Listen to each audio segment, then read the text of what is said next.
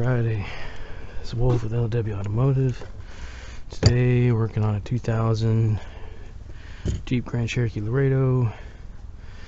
Today doing a fuel filter here and oil pressure sender. So oil pressure sensor, fuel filter. Kind of let's get started here.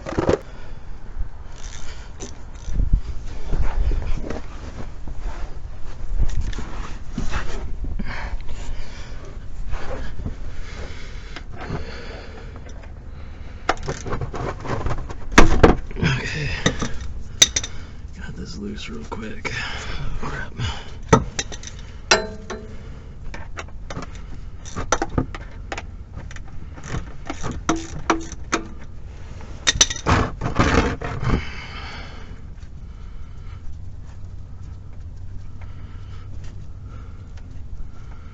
Okay.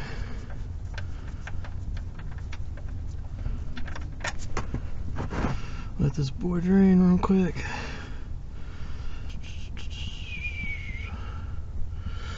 So this one, 4-liter inline 6. Looks like we got a pretty significant oil leak coming from somewhere here. So somewhere up top. Looks like maybe the pan's seen some better days, some fresh oil on it. So it's got some leaks. Customer stating some whooshing coming from the inside cab. Just had heater core replaced, so most likely some air in the system. I'm gonna kind of try and burp it out a bit here and see how that goes. Okay, here we go. I'm gonna try and loosen this up for a second. Okay, so your oil pressure sensor sitting in the back in there. Kind of hard to reach, but they're not too bad, to be honest. So my grandfather, he World War II, he definitely had a distaste for Jeeps because he worked on them so much, but they're really easy to work on. He's had kind of a distaste for them. But my dad was a Navy mechanic. He didn't really mind working on Jeep or any of that, so kind of grew up around these a little bit, but it's mainly just I had friends that had them, worked on tons of them. So anybody that owns these straight 6s know they're pretty damn good motors.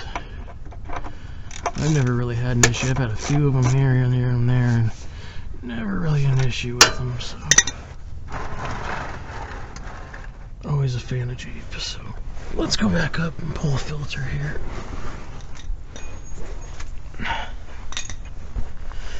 Okay.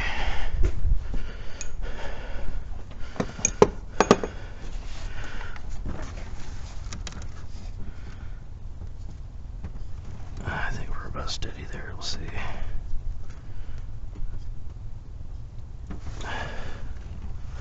Okay, let's push our pan just a little bit there.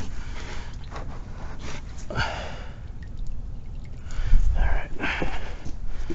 These ones pretty quick doing oil on them, but make sure we're not getting any on the pavement here, so.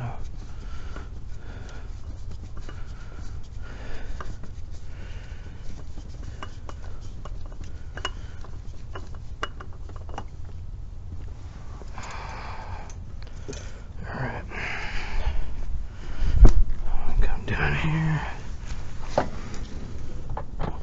There we go. So we're gonna leave this down here for just a little while. Okay. This is my first time using this camera too. I just picked up, so we're gonna see how it holds up. But it's kind of a pain to get to. Single push clip.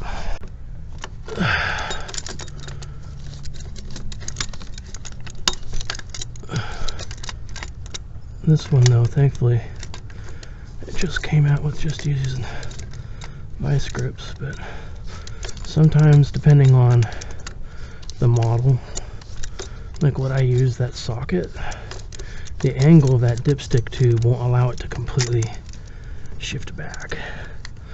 So that causes an issue for us, but generally those sockets work pretty well, or I could just remove part of the dipstick tube. I just quick and easy here. So, yep, there's our old one. I'll grab our new one here.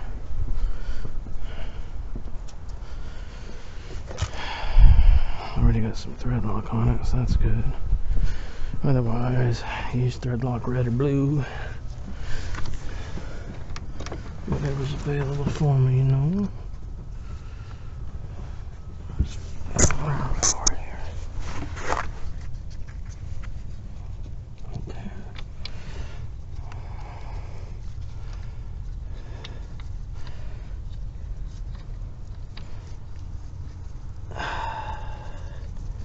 Freaking arms are sore. I've been working on Dodge 5.7 right now. Just did spark plugs on a 5.7 the other day, and freaking lift on it completely kills your arms, but feels like you're laying down in the engine bay for most of it, so kind of had no brakes right now. Once again, you see dipstick tube, unless it bends up, but you have to remove the mount, so I'm sure I'll do another repair video. I'll show you how that socket works, but pretty nifty little thing. You can pick them up anywhere. The parts stores generally have them if you can find the right one, but surprisingly, go on Amazon and take a look at their tools, some of their tools like that. Put in oil pressure sensor socket and you'll just probably see a couple of them pop up. I've got a couple of them I picked up from there. Not bad quality either, surprisingly. A lot of stuff I've picked up off of Amazon for certain specialty stuff works pretty dang good. Usually buy a couple at a time just in case, because I know I'm kind of new to buying Amazon tools, but a lot of stuff I pick up is, I generally trust Pittsburgh with Harbor Freight, but the thing that's, I know everybody says, oh, it's Harbor Freight, but you can return it and it's basically lifetime warranty. So a lot of my basic wrenches, stuff like that, I pick up from there. Otherwise, I'm more of a Craftsman dude. This goes in there and snap. There you go. Okay. Install our oil filter here. Once again, first time using this camera, so I'm not sure what the quality's like on the pixels, but hopefully we can see pretty good. So go down and tighten a plug first, just for safe measure. So looks like it, just for safe measure.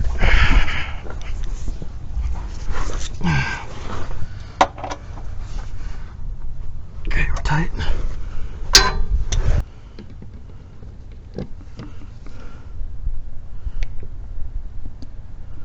Filter right there.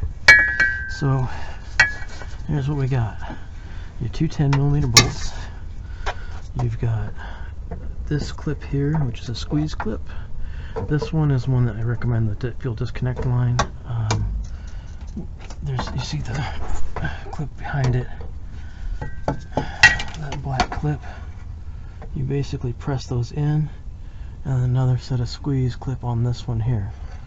So first things first that we're going to do is let all the fuel pressure out of it. So there's a couple ways to do that. The way I do it generally is pull up over here. So a lot of people do it differently. Some people actually pull them off of the line. They just let the pressure out of the line. Generally I go full fuel pump. So this one right here. So we're going to use a pair of pliers, yank that out, kick it over a couple times, and we're good. So let's drop it in there.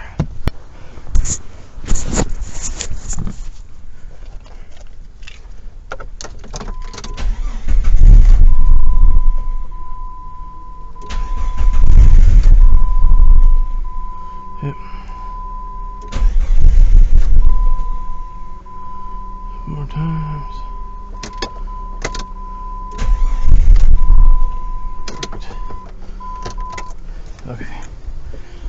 I was letting fuel pressure out of it. Okay. Doing the back, so. I was just coming out to make sure you're good. Oh yeah, I'm doing just fine. I got your sensor in, oil change. I'm gonna top it off. I just got the old stuff down there, so just working through it, but just about there. You're good though? You don't need anything? Nah, I should be fine. Yeah, just the last little bit here, so. Alright, appreciate it. Yep, no problem.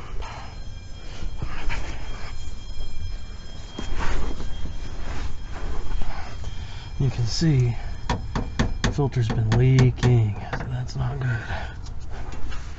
So first things first, a little squeeze there.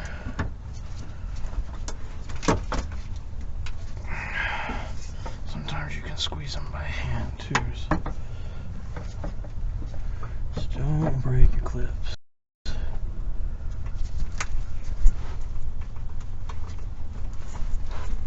That's the only thing I recommend here.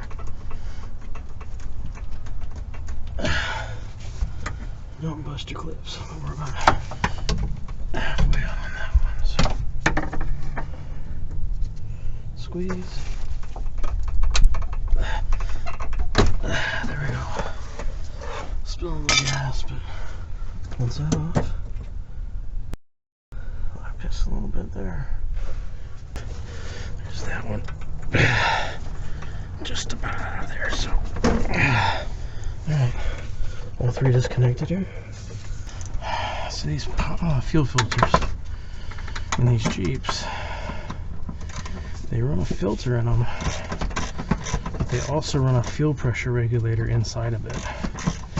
Something I learned, I actually took some time to with a cut wheel and cut one open really quick. And if you look at them, they look almost exactly like a fuel pressure regulator you'd find on a rail, like a fuel rail. Pretty interesting, to be honest. But yeah, I probably should have used an impact. Just that or AC Delco, a little ratchet, but that's okay. Squeeze them around here.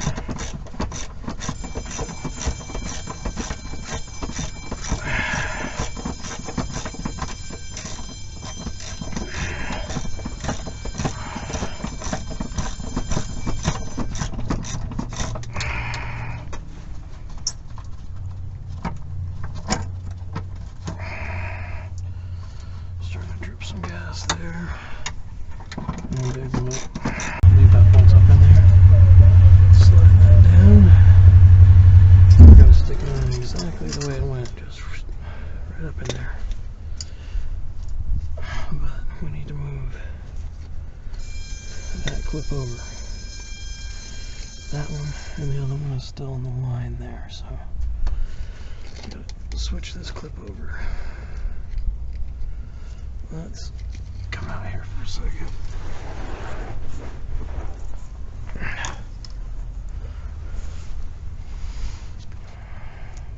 Don't screw these clips up.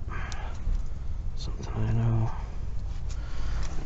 Grab a pick here from the back and just gently lift. See? Hold tension. Oh. There you go. One over. Oh.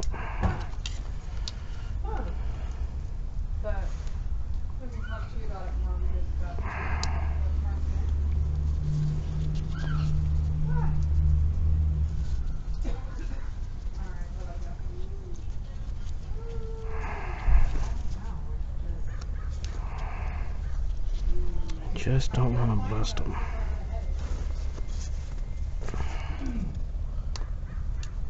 So you want to slide up in there, barely get that thing up. So they can be a little bit of a pain in the butt to get off sometimes, but pull it up.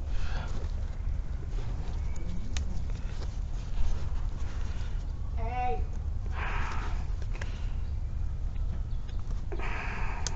There you go. Off that end. Open over.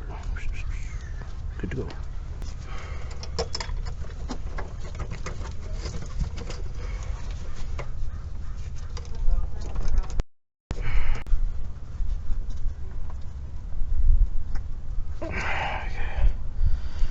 hold it in place. Then you can kind of maneuver this one up and over. It's a lot easier to put the second bolt in. So put the first one in about hand tight, snug, a little loose, so you can get some room to manipulate the second bolt. But one thing I do know, oh, that's kind of stuck in my spine right now. Use this here as a guide. You can even just take this extension off. Use your socket. It's way easier using a socket for this because of how it is. So up and in.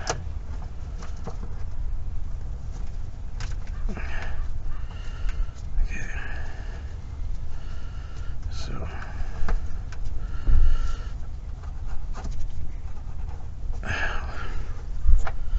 one thing you'll notice when these are bad too, hard cold starts. You'll notice that you have very hard cold starts when these go bad. That it's cold in the mornings, or it's just you're firing it up for the first time in the day and the thing just will not cooperate. Check your fuel filters. This one had a nice leak on it, so smelling like gas for lunch today. Isn't that nice? That's all good.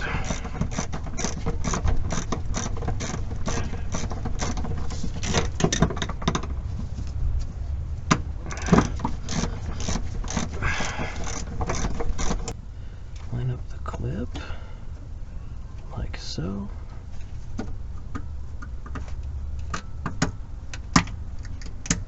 Got that one. Okay. Always do the top one first, or you will be mad. Need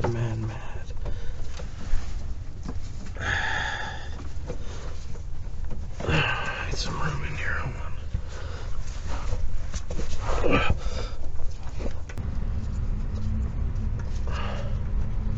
Lines back in. That's popped out. We're clear here. Tugging on lines, I don't get any, as long as that's shifting and it's not pulling a line out and it's past the groove in there, then you're set. This one, make sure your clip's popped out but it's all the way in. Tug on that one up top too. Make sure it does not come out. So these clips get weak a lot. So you make sure that they hold afterwards. That's the one thing I would say is check all your clips, make sure they don't get too brittle, or you're going to a store or buying a fuel filter that has new clips, and this one only came with one new clip. So we're done here, finished up. Let's grab tools, try and slide out of this thing really quick. And pliers. What else is plaguing me down here? The ratchet.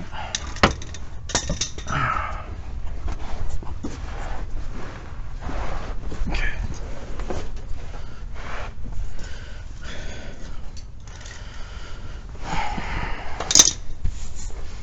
Something we're gonna do, kind of look at this and see where was our leak at. Was it coming? It wasn't coming from the line. You can see a lot of this though. If you get a container and empty some of this gas out of here, you'll notice that sometimes it's kind of a cloudy color. So I'm just seal it in here. I'm gonna kind of look at this real quick. A lot of times you empty it out. This isn't too bad. A lot of times you'll empty them out and they've got this gray sediment in here when they're real bad, but this one's rattling in there too, so it's kind of, it's rough. Keep it though. Keep it there. Okay. Back up top. Put our fuel pump fuse back in. Okay. So off, on, not starting the engine yet, just off and on, off and on. Prime that pump, it primes the lines, it primes the injectors, primes the filter, so you're not just dead starting it trying to okay, off. Now let's kick it on. There we go. Okay. Climb underneath. We got an exhaust leak right there. That's for damn sure. That looks like it's coming from the O2 sensor. Or that clamp, might be a hole in the muffler. Take a look underneath. And a gas leak. Nothing. No gas leaking from it. That's what we're. That was the original problem. Wasn't sure if it was a line or if it was coming from the fuel filter. It seems as though it's probably a fuel filter where the clamp is cracked underneath, shooting gas out. I'm gonna probably tell them about that one. That's a pretty bad exhaust leak. You can kind of see it bubbling over here. Put it up the new, you can feel it. It's splitting the exhaust right there. Ouch. So, it's a nice spot weld to do. I had a welder with me here that probably just zip it shut all good, but I don't. Why? Because who needs a welder for a fuel filter and an oil pressure sensor? So, yep, that's what we're looking at. We got good oil pressure, so I don't know what customer didn't really state what was going on before, but I'm pretty sure it was just bottoming out with oil pressure, so he didn't really have a reading. So, trying to get it fixed and on the road. So,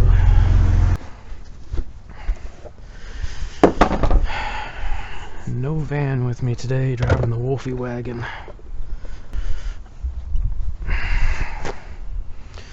Running through rags, man. Running through rags. That's one thing old Wolfie boy don't like. Running through rags. Cost me enough, man. Freaking $5 for 2 of them. But I feel like I need to buy like 100 rolls or something. That's what I need to do. 100 rolls. I ain't running back and know everybody at Walmart and Harbor Freight by name. Freaking weird. And we gotta burp this system too, so.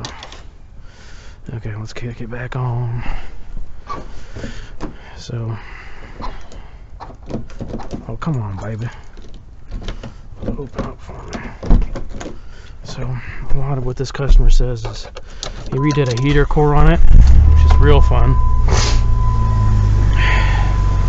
And he's hearing a whooshing sound coming from the inside. So, a lot of what you need to know is your heater core, if it sits lower than your radiator, you can purge the air out by just leaving the cap open. You can squeeze hoses too. That helps. Looks like this dude needs some cooling in here though too, so. Check the leaks.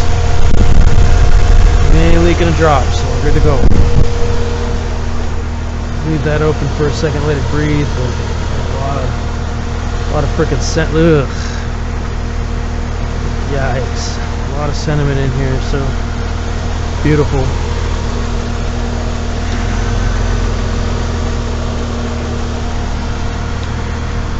Sludged up. Time for a flush. Oh my gosh, yeah. Time for a flush, dude. That's pretty rough there.